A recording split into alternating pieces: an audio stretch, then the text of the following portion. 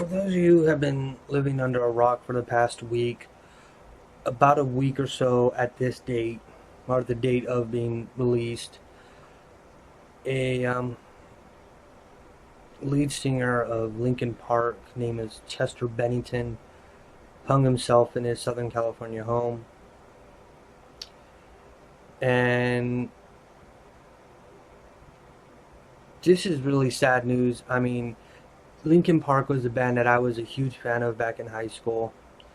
And up until this day, they consistently made great music. Chester Bennington's vocals were absolutely fantastic on it. But in this sheer tragedy, many people may not be aware of why he did it. They would look at perhaps, oh, well, he was a multi-million dollar rock star. He had, a family.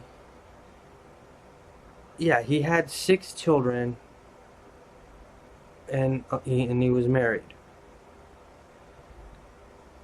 So many people would wonder, why did he do it? I mean, it seemed like he had such a great life. Well, Chester Bennington suffered from severe case of depression.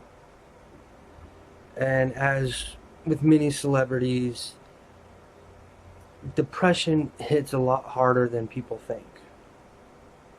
What is depression? How does it work? We don't really 100% know. There's so many different types of depression. You have manic depression, you have chronic depression, and the only medicines that have been developed for it can actually cause the reverse side effects as well. That usually goes to how young you are. The younger you are, the more severe the side effects will be. Thus, most doctors would never give somebody of a younger age the medication that they would for an older person. And also keep in mind, Chester Bennington was not as clean living as a lot of people think.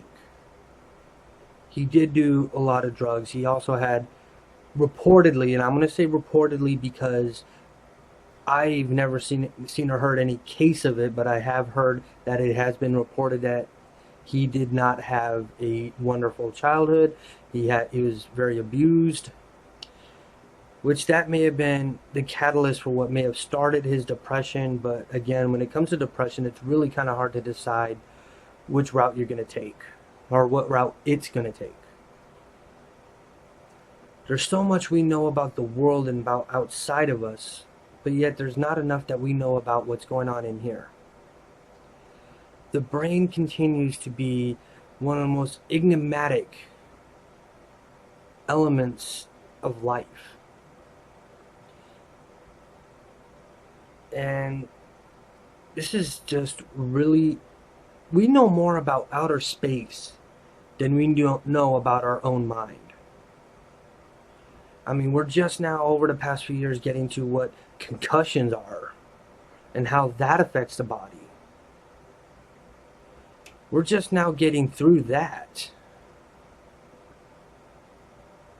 We've spent so much time as explorers and scientists, spent so much time seeking the outside world, into space, beyond, into the depths of the ocean, through every jungle imaginable, every island in the world.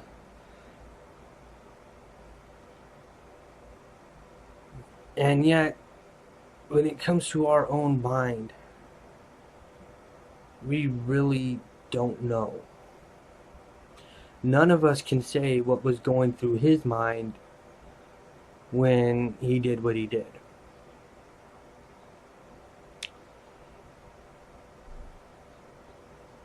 No one can truly know what happened. And a lot of people may say, well, it had a lot to do with the death of a good friend and fellow great vocalist, Chris Cornell. That may be a factor, but as with depression, we don't know, and we're not going to know for a while. The real tragedy of this situation isn't the loss of his voice. It's the loss of a father figure for six children are going to go through life only being able to see their father through the past. That is a real tragedy. And it's just, some people may be frustrated or angry about it, and that's fine. I just wanted to say, it's really kind of hard for me to speak about this, even though it happened last week. I'm still just trying to get my head around exactly what everything that has happened, as many people are still kind of like trying to figure out, what went wrong. Well, that's how depression is.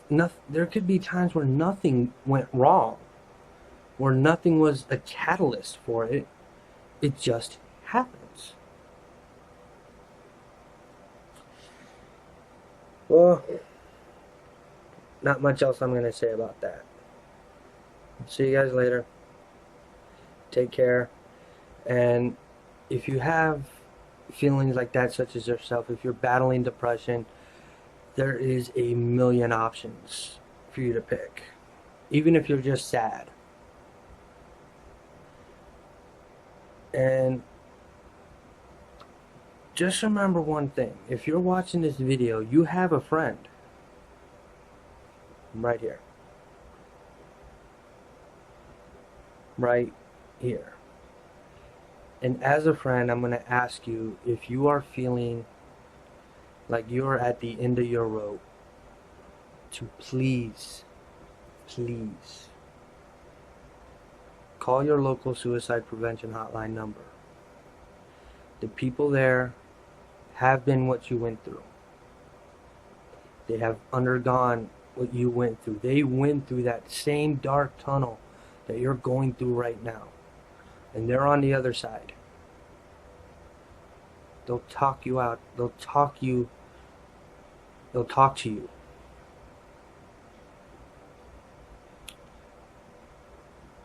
Do not become a victim of your own mind. There's way too much cool things that are going to happen in the future for you to want to end it so quickly. The future is truly wondrous. We don't know what's going to happen. And I want to see you guys there when we get there. I want to see everybody when we all get to that future. Alright? Talk to you later. Take care of yourselves. Peace.